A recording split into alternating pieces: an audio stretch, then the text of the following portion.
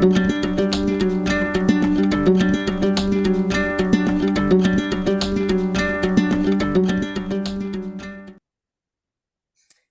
my name is Jennifer Shlomovich, and I am a vegan confidence coach. I specialize in helping vegans eliminate people pleasing so they can confidently be themselves and navigate the challenges of having a lifestyle different from the people around them. Here on my channel, The Confident Vegan, I share content on Tuesdays for Topic Tuesday, where I interview guests and share other personal development topics. On Fridays, I have Food Friday, where I share recipes and other food related content. Today, my special guest is Shabari Monica Das, who is the founder and manager of World Vegan Market, leader of the London Vegan Business Network, founder and owner of Shabari Snack Shack, ambassador at Shabari Loves Tropic, and founder and owner of EthiGreen. Shabari is a visionary entrepreneur who aspires to make a real difference in the world. She's been vegan for nearly 27 years and has always been passionate about animal rights, human rights, and green issues. Shabari is a published academic author and has written a research paper about greenwashing. She started the World Vegan Market as a way to support vegan businesses and make veganism more acceptable to everyone. The market has grown rapidly since its launch and now has a global audience of thousands. Shabari, welcome. Thank you. Thank you so much, Jen. It's a real pleasure to be on your show. It's a real pleasure to have you here. I'm so glad you reached out to me a few weeks ago. And yeah, I'm really excited to have this conversation with you today. Um, Definitely. my first question I ask is, what is your vegan story? Well, for me, I became a vegan 27 years ago when even vegetarianism wasn't even cool. I was vegetarian at the time for a couple of years, and I actually thought that that was enough. And that was until I went along to a local green fair, the Kingston Green Fair, and Animal Aid, who are, well, I guess arguably one of the biggest animal rights organisations, definitely in the UK, they had a stall there. And so I actually picked up some literature about the cruelty of the egg industry and the cruelty of the dairy industry, and it really opened up my eyes actually. And soon after that, I then became vegan, and I found actually that uh, my body had kind of like changed, in terms of like the foods that I was eating. I'd already I'd become vegetarian, as I mentioned, for a couple of years, but I was actually physically sick from eating animal products. At the beginning, it was meat, and then it was fish, and then I became physically sick of actually eating prawns, etc.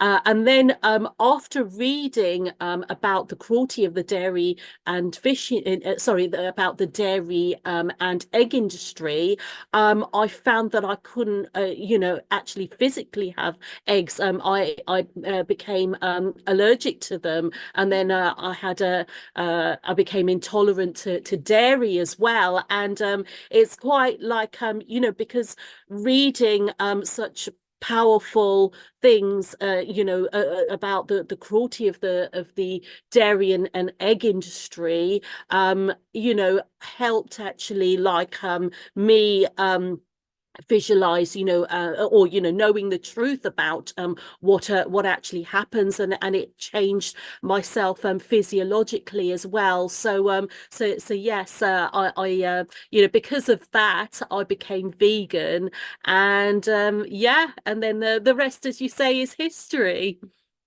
Wow, I can relate to some of your story. I grew up, eating meat and animal products like most of us do. Mm, mm, mm, And I started around 2014, noticed that dairy was causing some uncomfortable symptoms for me. Like I noticed mm, it was giving me sinus issues and mm, skin issues. And I was reading about how like certain foods can cause these symptoms in people. So I just tried an experiment and gave up dairy for 30 days. Mm-hmm. And I there were ways that I didn't even realize I was feeling bad until I Yeah. stopped having dairy.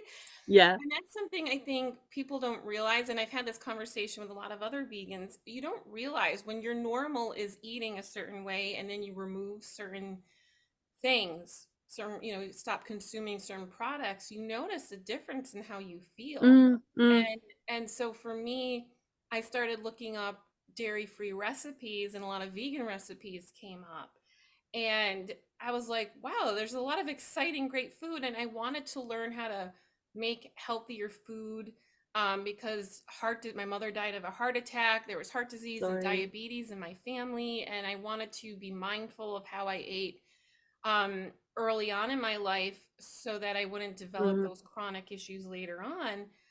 But Mm-hmm. food is delicious and nobody wants to feel deprived. And I saw the recipes as a way of eating healthier without feeling deprived. And yeah, there's the vegan junk food out there, but there's a lot of amazing desserts you can make that taste like a regular dessert, Mm-hmm. but it tastes decadent and delicious and will take care of your craving, but the ingredients are better.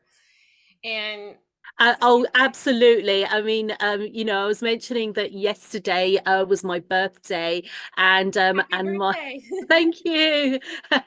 And so my husband got me a completely vegan cake by one of my regular stall holders from the World Vegan Market. She's been there with me from the start, but she now only does baking as a hobby, and her cakes are absolutely delicious. I mean, not only are they delicious, I mean, it's an absolute work of art as well. And she's got the recipe just absolutely perfectly right, and the right type of moisture. I mean, you could say that vegan cakes years and years and years ago, they weren't quite right, and they tasted a little bit kind of dry, but yeah, I mean, like her cakes are absolutely delicious. This is Billsy's Bakes. I just want to give a shout out to Ethar from Billsy's Bakes. Thank you so much for making such beautiful, delicious cakes. And yeah, so we've come a very, very long way in terms of savory, or not just savory food, but also sweet foods as well. And yeah, like non-vegans, who are thinking of transitioning to becoming a vegan, they don't have to miss out. They don't have to miss out on delicious, vegan food. It's up there. It's totally up there. You're not going to miss the dairy. You're not going to miss the eggs. You're not going to miss animal products at all. I mean, it's just so wonderful how far vegan food has come along. Yeah, you're absolutely. Those cakes sound amazing. I wish I was in the UK to try. Yes. um, but yeah, and even cheese has come a long Mm, way. Like I've been vegan now for almost 7 years, and the vegan cheese that's been around now, it keeps evolving. Even since during the time when I started becoming vegan, there were some brands that were actually okay, mm, and I feel like it's even improved even more. So mm, mm, like you said, you don't have to miss out on anything.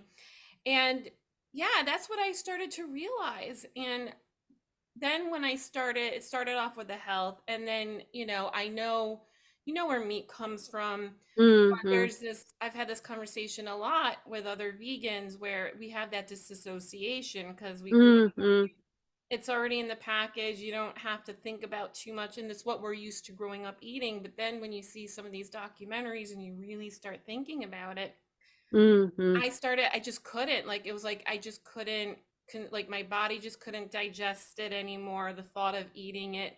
The last thing I mm, gave up was fish.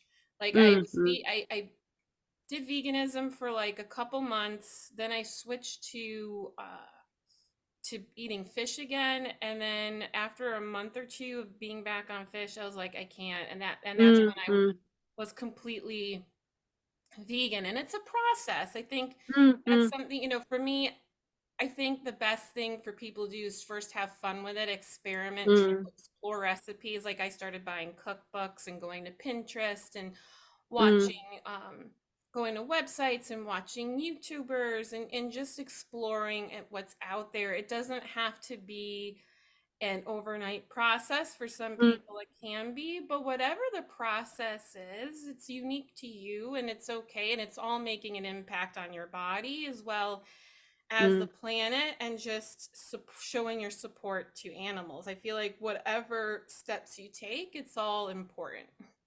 Absolutely. There's no judgment here. There are people who do become vegan overnight, but that's not possible for everyone. I didn't become vegan overnight, and the majority of people don't become vegan overnight, and that's absolutely fine. Everyone's on their own journey, Hmm. and it's really, really important as well to do your research. And now with the advent of the internet, it's so much easier. 27 years ago, there was no Facebook, there was no social media, and we had, I think we had dial-up in those days. I So, remember those days. yes, information wasn't so easily accessible. I mean, for me, because I had gone along to a green fair, and Animal Aid had a stall there. That's how I got my information. But these days, you can look up a variety of different websites. The Vegan Society have a wealth of information. Even Animal Aid have a wealth of information. They have a specific area on their website, all about vegan recipes. And what I want to also mention as well, for those who are transitioning to become vegan, it is important to do your research, but also in terms of getting, enough of the nutrients as well. So there's a couple of vitamins that you need to be careful of. That would be vitamin B12, but you can get that in fortified foods such as soya milks and your cereals, and like for example, your dairy-free margarine or your dairy-free butter. That they're often fortified with B12. But don't be afraid of taking a supplement either. Yeast extract is another food that is fortified with vitamin B12, and you can spread that on your toast in the morning. And yeah, so that's one vitamin. The other vitamin that you need to ensure that you take an adequate intake of is vitamin D. Now, here in the UK, in the West, we don't really get a lot of sunshine at this time of year. So that's another thing that you need to sort of be careful of, and perhaps take a supplement for. Now, there's two types of vitamin D. D2, ergo calciferol, which is always vegan, and then D3, cholecalciferol. Now, that can be vegan or non-vegan. Non-vegan versions are derived from lanolin, which is from sheep's wool, so obviously not vegan. But you can actually get vegan vitamin D3, which is derived either from mushrooms or from lichen, and in fact D3 is more absorbable by the body as well. So yeah, those are, I would say, are the two vitamins that vegans need to take a little bit extra precaution of. I'm glad you brought that up, and it's really easy to bring. I mean, I was taking a multivitamin before I was vegan, and so I feel like, people who aren't vegan aren't necessarily eating healthy anyway, getting Mm. all the vitamins and nutrients. So being vegan, if anything, it's just going to have you eat more fruits and veggies. So you're Yes, probably yeah, going to be better off than when you were before, yeah. because That's a misconception, right? That vegans are unhealthy, malnourished. Meanwhile, there are people who aren't vegan who are also unhealthy and That's malnourished. true. So it's Yeah, all that's about true. what you choose to put in your body. There is a vegan supplement I've been taking for a couple years that I really love. It's called Holier. It's a subscription. I get it delivered once a month. And I always feel great when I have it. I'm gonna put the link down. I'm not affiliated with them, but I've been using it for a couple of years. So if anyone's researching um, multivitamins, I'm just gonna include the link there in case anyone wants to check that out. But yeah, I'm so glad you kind of broke that down and explained a little bit. And yeah, it's we need to make sure we're getting the right balance of vitamins and minerals in our body anyway. And then another one that Mm, comes up is iron and mm. iron or protein, right? Oh yes, where'd you Protein. get your protein? Where'd This you is the get your protein? I tell you what, every vegan has been asked that question. Where'd you get your protein? And it's crazy because vegans don't need to worry about protein because you can get them in tofu. I absolutely love tofu, and tofu was actually one food that was available in health food shops tw 27 years ago. It's available in lentils, legumes, beans. Yeah, there's no shortage of protein. There's so many different varieties of beans. You've got like your black-eyed beans, your black beans, you've got your borlotti beans, you've got your pinto beans, yeah, like kidney beans as well. Yeah, I mean, like there's no shortage of protein, various different proteins that you can get out there. The key thing is that in order to get complete protein, I would have a mixture of things. Like, for example, if you're having a spaghetti bolognese, you can either have like lentils. You can use lentils for your spaghetti bolognese, and then perhaps a handful of walnuts on the top as well.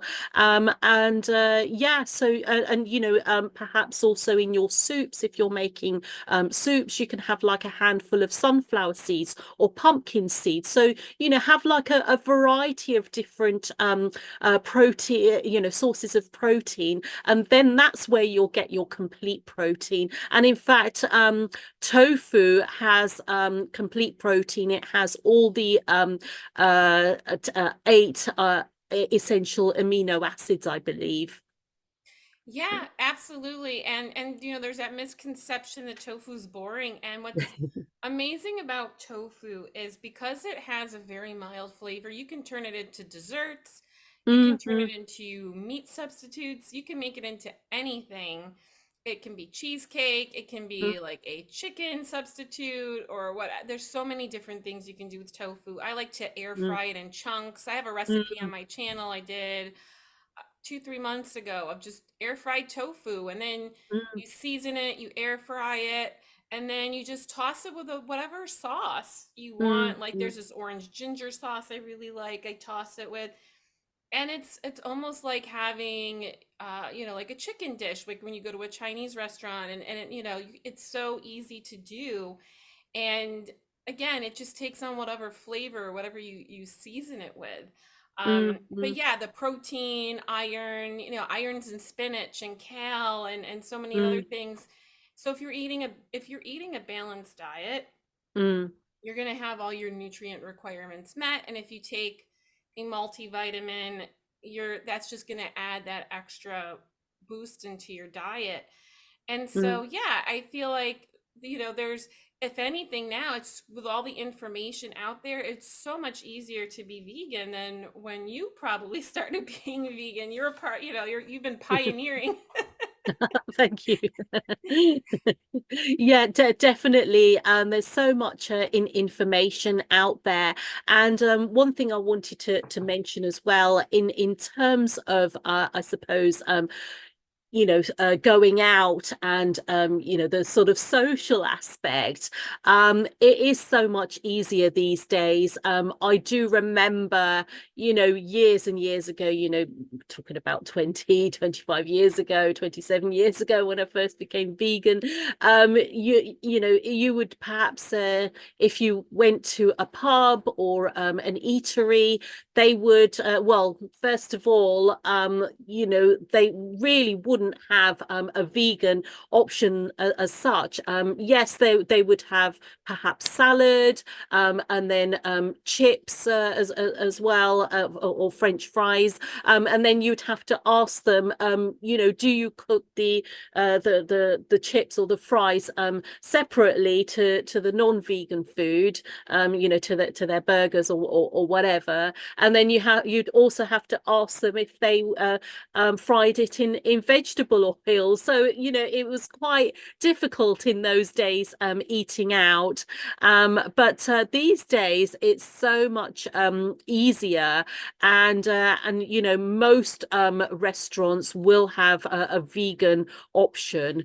And there is, I remember actually last week tuning into Ian Dale from LBC. He's a radio host on LBC, Britain's Leading Conversations, which is quite a popular radio station in the UK. In fact, I called in last year when he wanted like callers to talk about veganism. Now, last week, he was talking about, he wanted callers. I didn't call in this time, but he wanted people's opinions about eateries, restaurants, etc., cafes, that kind of thing, only like having vegan options and not vegetarian.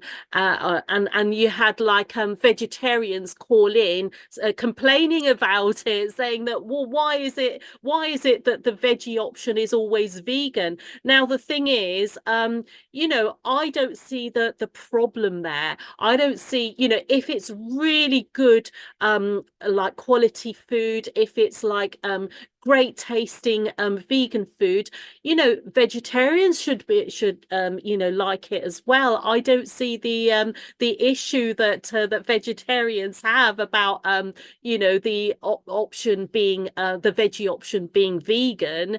If it's tasty and nutritious, yeah, I don't see the problem of that at all. And nowadays they will have more than one vegan option as well. So it wouldn't I think it's a lot more imaginative now than the sort of like the chips and salad or the jacket potato and beans. It's so much more imaginative now these days. So in terms of eating out, it's a lot easier now for those who are vegans, those who are transitioning to becoming vegan. It's a lot easier. And even like I suppose if you're invited to a friend's house, or to a like if it's an office party, for example. I do remember actually when I was working at this company for about 6 years,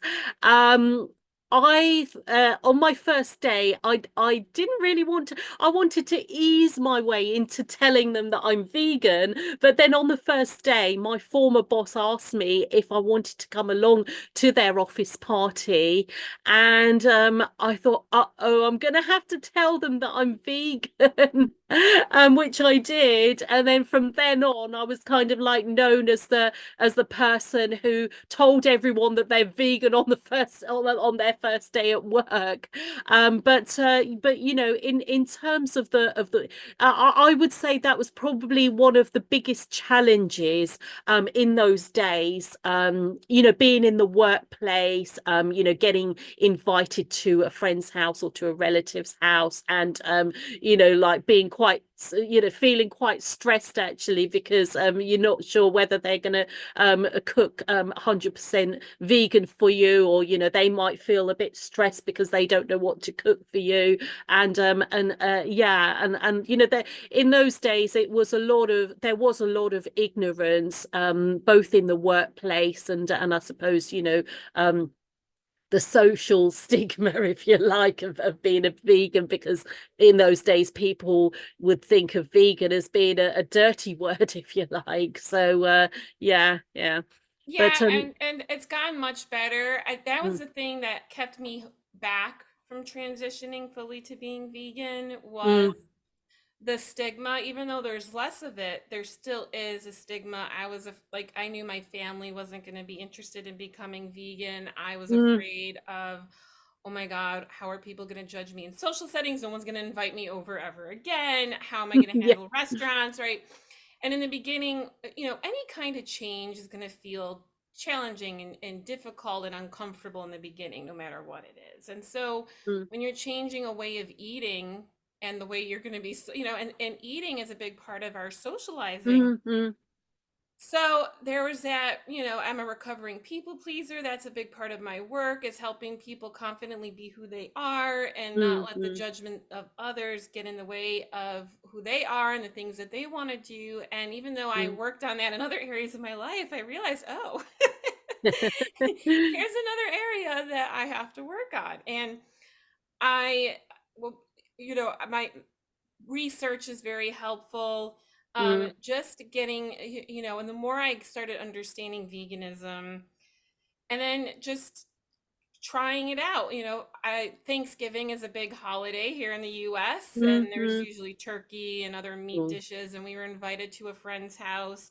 mm, And I was dabbling with making a lot of vegan food at home, and going to vegan restaurant. At the time I was living in New York City. Now I live outside of New York City, but at the time I was living there, so there's a lot of vegan restaurants. And so I was eating a lot of vegan food, but hadn't fully gone over. And I decided a couple weeks before going to a friend's house for Thanksgiving, trying to be vegan. And so I made it official by putting it on Facebook. And I let my friend know that, hey, I've decided to transition to being vegan, mm, and I brought food over. Like, I feel like that's the mm, best thing to do, is offer to bring over some things. I always offer to bring a main dish and a dessert. This way I have stuff to eat, but also it's an opportunity to let people who aren't vegan or familiar with vegan food, it allows mm, them to try something and see. mm. So I made a lentil loaf, and I love lentil loaves. And then I made these chewy chocolate cookies using black beans, and they were really Oh good. Like, you could wow. barely taste the black, like it tasted just like a chewy fudgy chocolate cookie. And I brought them over, and she made, there were some veggie sides that I was able to have. But yeah, I people were trying my food, and they actually thought it was good. And I also survived, right? Like, I realized, like, oh my God, I was being different, and I survived it. And so that was like my step in getting comfortable with doing it. And then a couple months later, like I mentioned, I went back to fish because I was trying to figure out the health stuff and just figuring things Mm, out. And I kind of missed fish, so I went back to it. But then after a couple months of being back having fish, it was like something in me just switched. I just couldn't even go near it mm, anymore. And so um that's part of but that's part of that process. Like, you can do the mm, social experiments, you can do the food mm, experiments, and then, researching in advance helps. mm, And whenever I go out with non-vegans to a restaurant and they ask me to choose a place because they want to make sure I can eat, I try mm, to mm, come up with three options so they can choose from those options. So they don't feel like I'm trying to push an option. So I'll try to mm, find like a couple of places that are not vegan restaurants, but they have a vegan menu. Mm-hmm. And then then I'll also put like one vegan restaurant in there.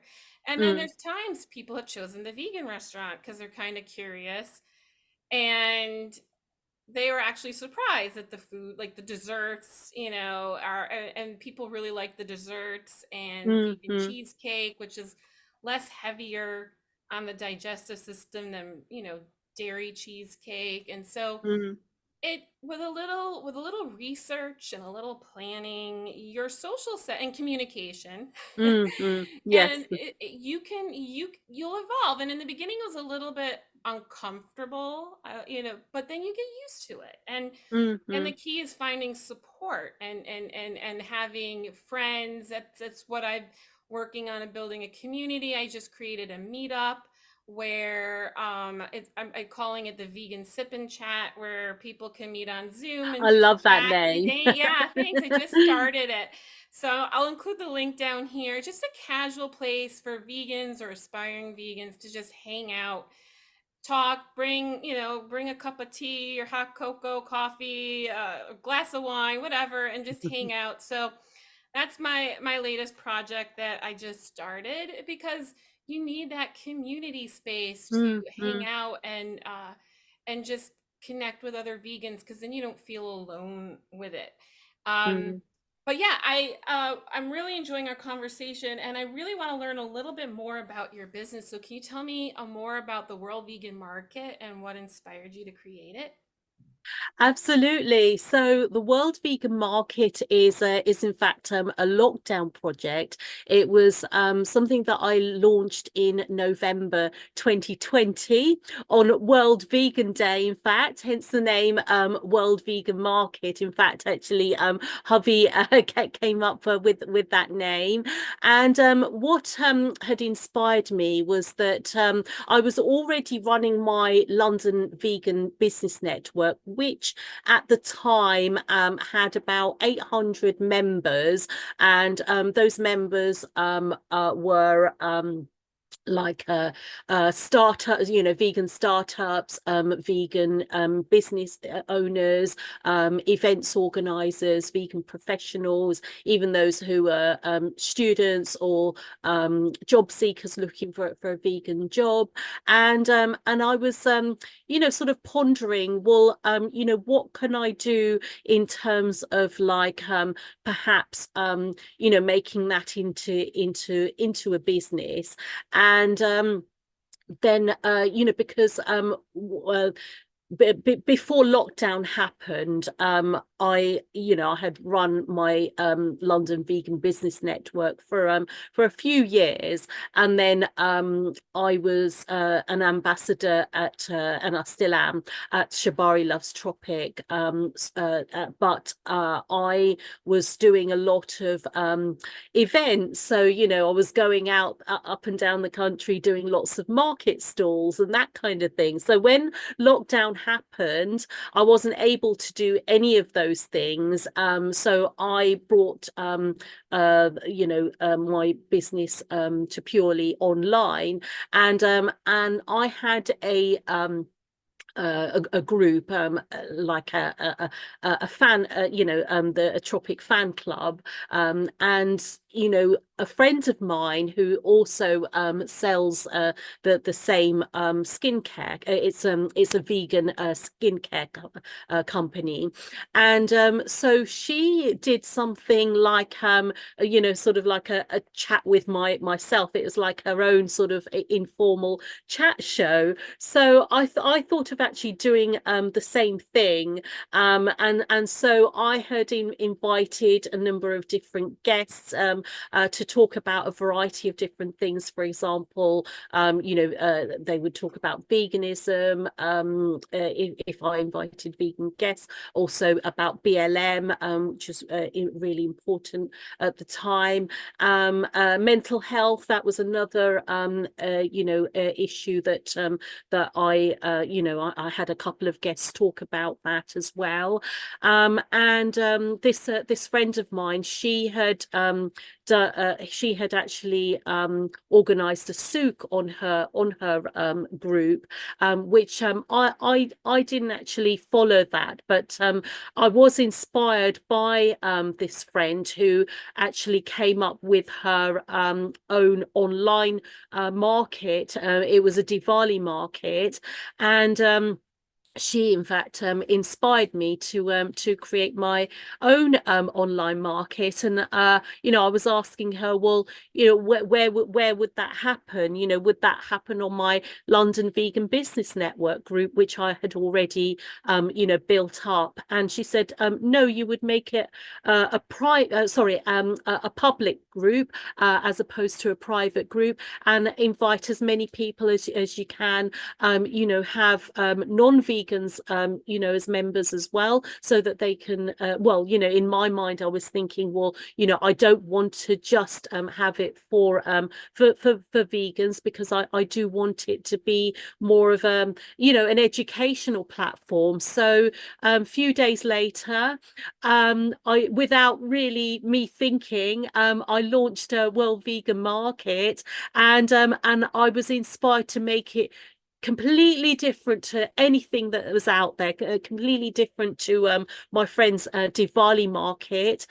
So yes, I still had the idea of having virtual stall holders, but I also wanted it, to be, as I mentioned, an educational platform, an entertainment platform as well, to have it like a really fun community where you can learn about veganism. And so the following weekend, I actually organized an online special gala where I interviewed a number of guests. I had the manager of Veg Fest, arguably one of the biggest vegetarian festival. As well, it's actually I say vegetarian, but it's vegan, completely vegan.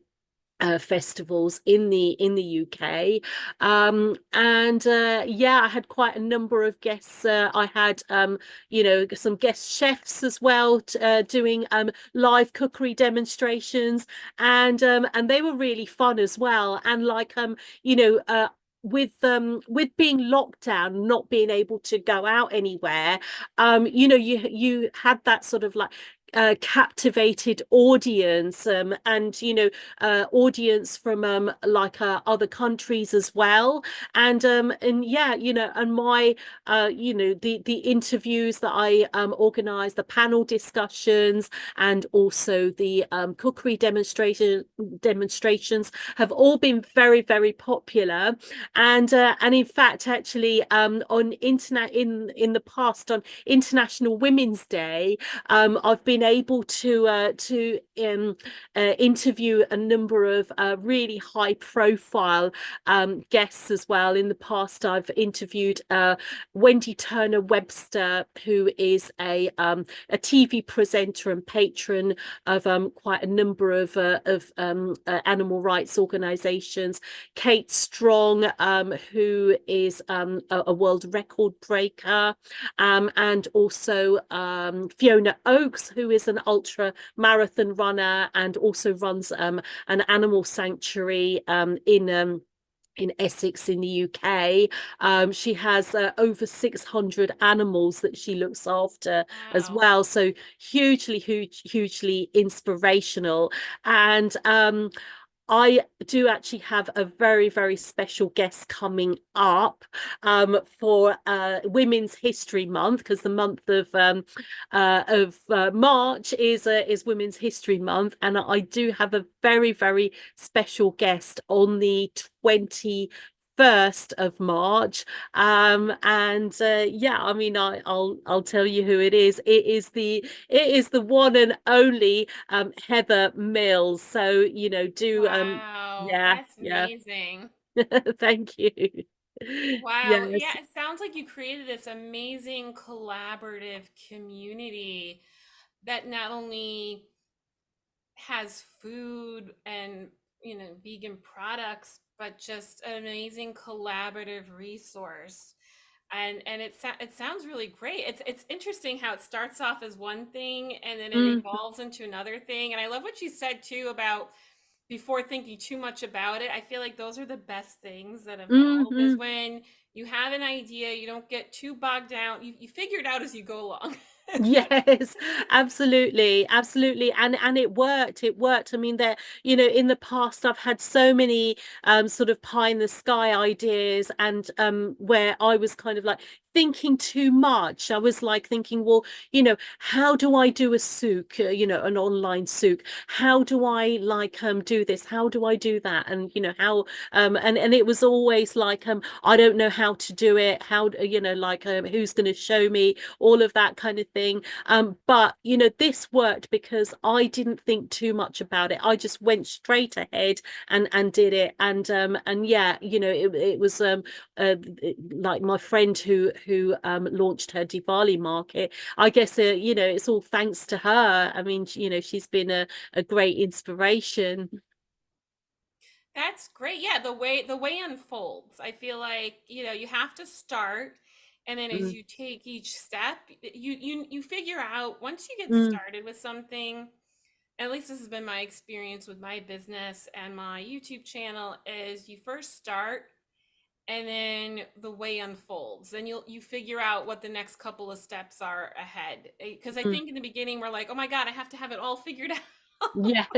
None of us have it all figured No, no, no, we don't. and you can either let that hold you back, or you can ask yourself, what do I need to get started, right? And then you get Mhm. started. Okay, what do I need? What are the, and then you just ask yourself these questions, and you'll figure it out. Okay, what do I need to take that next step up the mountain, right?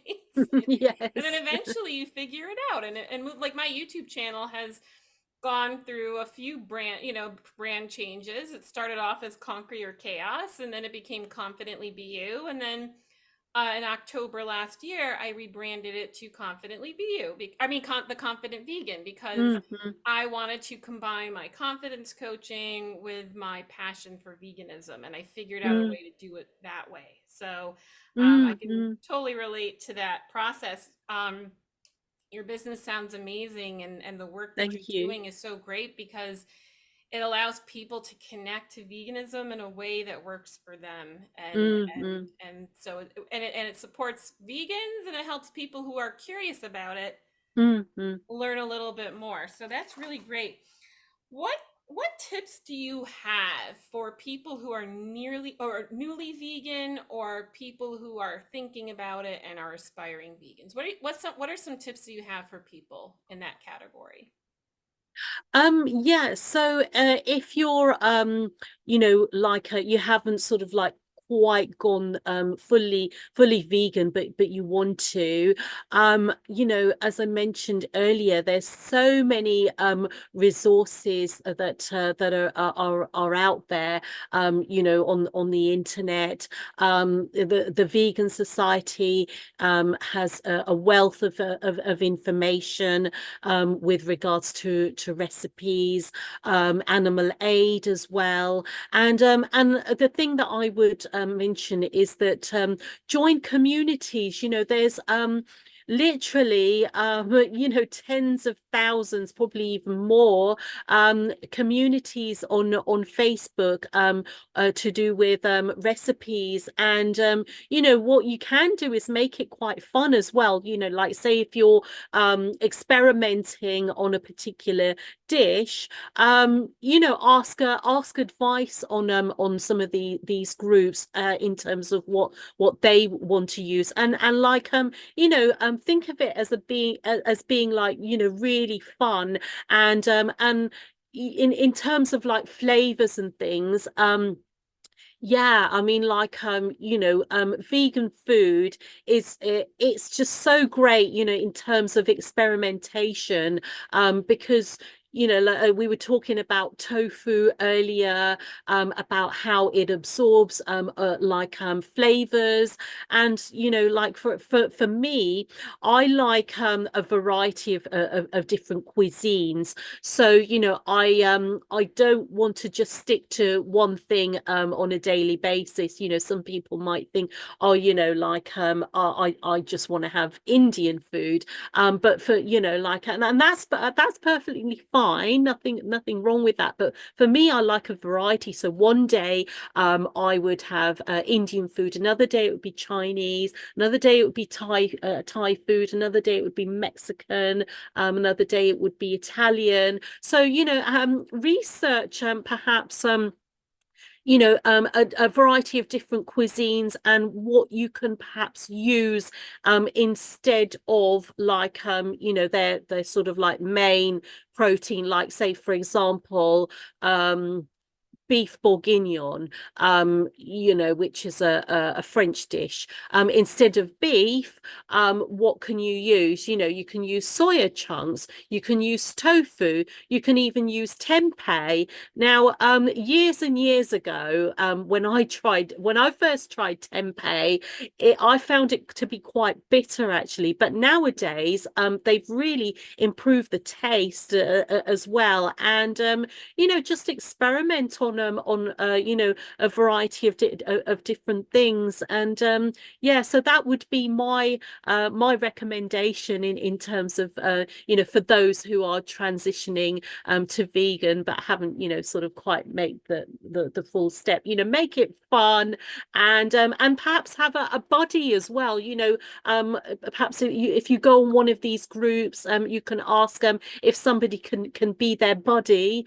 And yeah, I'm sure there'll be lots and lots of vegan buddies out there who'll be able to help you. Yeah, those are great tips. I love it. And yeah, jackfruit also is another Yeah, yeah. great substitute. I've used it to make vegan brisket because it has like that Mm, texture to it. So mm, jackfruits and that also takes on the flavor of any sauces that mm, you or mm, seasonings that you cook it with. And yeah, and a lot of times I tell people look at the things you eat on a day-to-day basis and mm, what are the animal products you can swap out, right? Like, and mm, now mm, there's so many like vegan mayonnaise now. There's even mm, like mm, main brands now, like Hellman's here in the US, mm. they now have a vegan mayo option. So Yeah, vegan yeah, mayo is now something like 5 years ago it was hard to find, but now you can yeah. find it at a main grocery store, and main brands are doing that. So you it's just And absolutely, and in fact, you can actually make your own mayo as well, and your own meringue. Believe it or not, with to the viewers at home, you might not know this, but aquafaba, which is chickpea water, you can make homemade vegan mayonnaise, and you can make vegan meringues with chickpea water.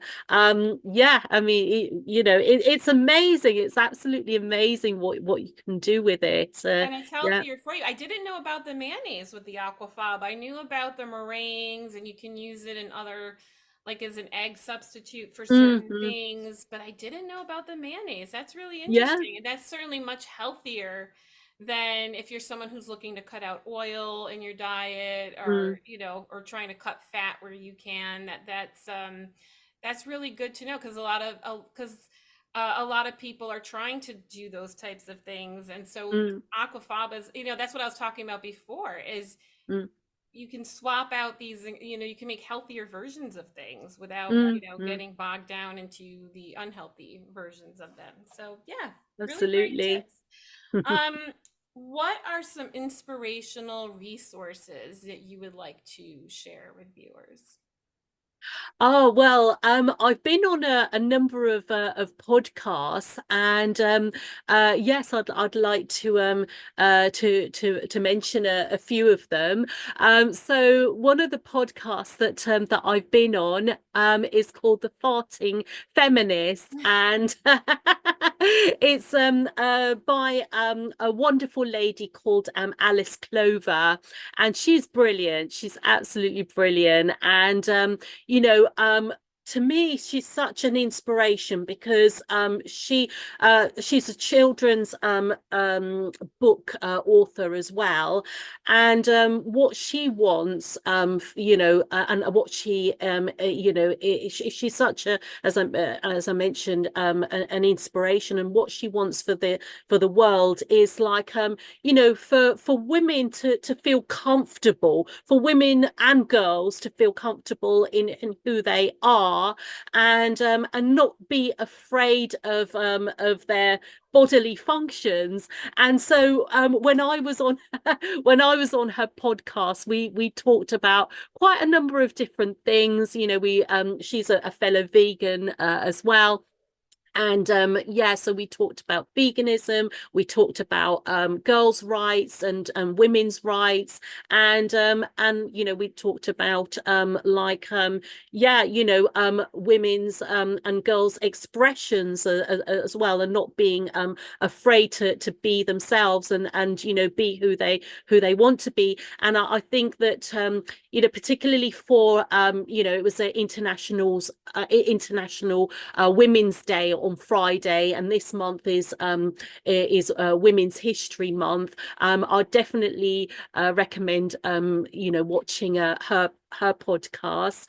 And then I've also been on the Actions of Compassion podcast as well by Shane Jeremy James. He's interviewed quite a number of vegans. Then what else? Empowered Vegans by Mariquita Solis. I've been on her podcast. I've also been on not necessarily it's not necessarily a vegan podcast, but I've been on the Find, Tell, Share podcast, and it's all about storytelling, and that I find that also particularly inspirational, because storytelling is such a powerful thing, and this is what people can actually do in their businesses. If say, for example, if you're running a vegan business yourself, getting that story out there, it could be a story of yourself, your vegan journey, for example, or how you've helped a client, or how you've transformed someone's life. Getting that story and sharing it to the world is such a powerful thing. And also Plant-Based on Fire, which is a vegan podcast I've been on. It's run by Brian Denstead, and yeah, so that was brilliant as well. I mean, there's I can mention loads more, but those are the podcasts that have inspired me, and that I've been part of. Well, thank you for sharing that. I want to check those out as well. It's so great that there's so many different podcasters out there sharing veganism from different perspectives, as well as just storytelling. Yeah, Mm, absolutely. Very important.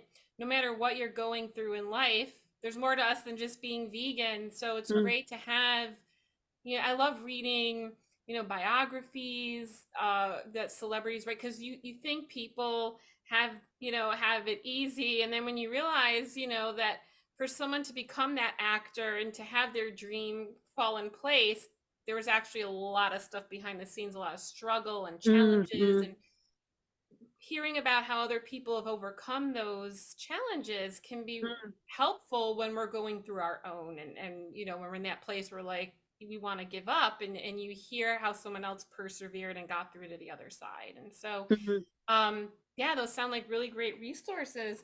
And Shabari, before we wrap up, what is the best way for people to connect with you? Oh, well, do email me at info@worldveganmarkets with an s.com. That's info@worldveganmarkets.com. You're also welcome to join my World Vegan Market Facebook group as well, which is at www.facebook.com/groups/World Vegan Market. You can follow me on Instagram, which is www.instagram.com /World Vegan Market. And yeah, please follow me, send me a message. Yeah, you can contact me in a variety of ways. Great. And I'll also include all the links in the notes below this video. So this way you can easily connect with Shabari. And I'll also look up the links for the podcast that you mentioned. This way it'll be easy for everyone to find those and check them out. Well, Shabari, thank you so much for joining me today, sharing your story and sharing all this great information. And thank you all for watching. I look forward to seeing you next time. Have a great day. Bye for now. Thank you. Thank you so much.